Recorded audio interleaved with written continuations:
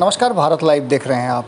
और भारत लाइव में अक्सर मैं भोर में कोई वीडियो फुटेज या अन्य चीज़ें नहीं डालता हूं, लेकिन आज बहुत ही ज़रूरी था और आपके लिए ये एक्सक्लूसिव की भी खबर भी है, इसलिए एक वीडियो फुटेज भी इसके साथ जुड़ा हुआ है। आपको बता दें कि चिराग पासवान ने जिस तरह से बिहार में कल अपना शक्ति प्रदर्शन किया, या फिर कहा जाए वो आशीर्वाद यात्रा जो उनका पिता की मृत्यु के बाद जिस तरह से उनके परिवार और पार्टी में हुआ, उसको लेकर के वो दिल्ली से पटना आए और उन्होंने घोषणा कर दी थी कि वो आशीर्वाद यात्रा में निकलेंगे। उन्होंने अपने आशीर्वाद यात्रा को बहुत ही एक्सक्लूसिव बना दिया। सबसे पहले तो हमने आपको खबरों के माध्यम से बताया था कि उन्होंने आशीर्वाद यात्रा में अपनी बड़ी बहन से आशीर्वाद लिया और गले मिल कर के पिता की मृत्यु के बाद दोनों खूब रोए। उसके बाद उनकी यात्रा हाजीपुर के लिए प्रारंभ हुई और हाजीपुर में पहुंच करके चिराग पासवान ने पशुपति कुमार पारस, जो कि उनके चाचा हैं और जिन्होंने इस पूरे खेल को रचा था, उनको वहां एक्सपोज करा दिया। वहां की जनता ने जमकर चिराग पासवान का साथ दिया। एक कार्यक्रम आपको पहले से भारत लाइव बताता आ रहा था और हमने एक्सक्लूसिव खबर आपको दिखाई थी। अरुण कुमार जो पूर्व एमपी हैं जहानाबाद से और पहले आरएलएसपी के साथ वो 2014 में चुनाव जीते थे। उसके बाद उनका संबंध चूँकि समाजवादी विचारधारा के हैं और अपने ही अक्खड़ स्वभाव और अपने अलग विचारों के लिए जाने जाते हैं। लगातार वो अपनी बातों को रखने के लिए मुखर अभिव्यक्ति के रूप में एक नेता के रूप में जाने जाते हैं।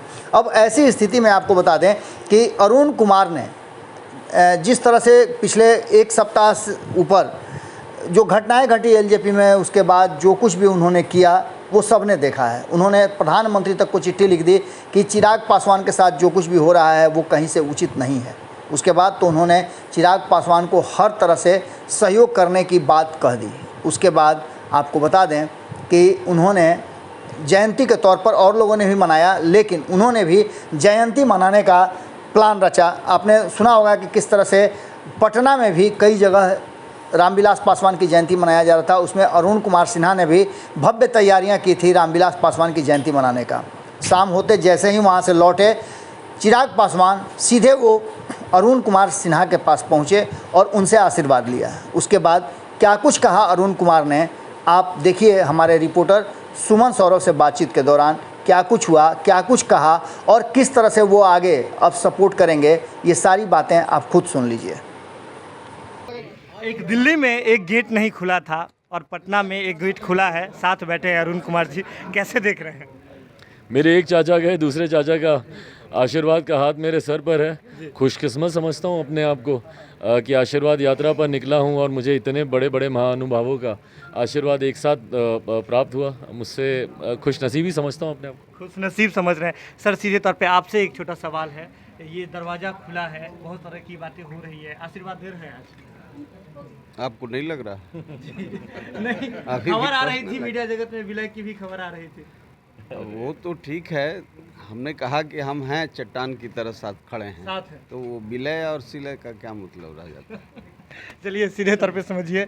अभी आप भारत लाइव के इस एक्सक्लूसिव इंटरव्यू को देख रहे थे। चिराग जी अभी हमारे साथ थे, अरुण कुमार जी साथ थे। इनका सीधे तौर पे कहना है कि हमेशा जो हैं वे साथ हैं। अरुण कुमार जी ने सीधे तौर पे कह दिया है कि हमेशा वे चिराग के साथ हैं और चिराग पासवान भी बेहद गंभीर अंदाज में, अलग अंदाज में जो है आज भारत लाइव की टीम से एक्सक्लूसिव बातचीत कर रहे थे। तो जुड़े रहे भारत लाइव के साथ, खबरों का सिलसिला लगातार जारी है। बहुत बहुत धन्यवाद।